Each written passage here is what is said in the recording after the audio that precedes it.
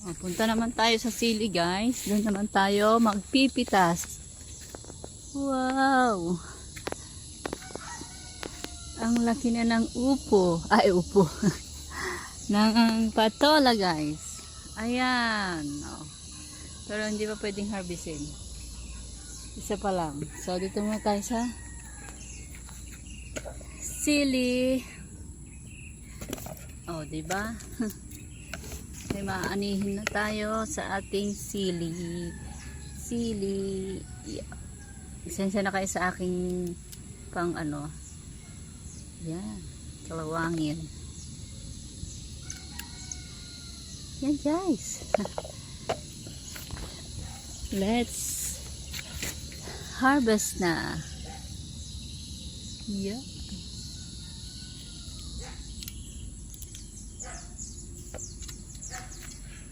Ito na yan. Pwede na to.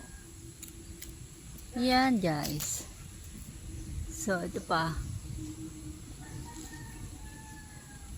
Kakatuwa lang. Kahit kaunti na aani. May panggamit ka na. Oh, ayan guys. Nagkalibre na naman ako ng aking gulay. Tama-tama. Nutrition month. Wala pang bunga ang aking okra. Handa mo na. Sa aking pipino, yan. Marami ng bulaklak.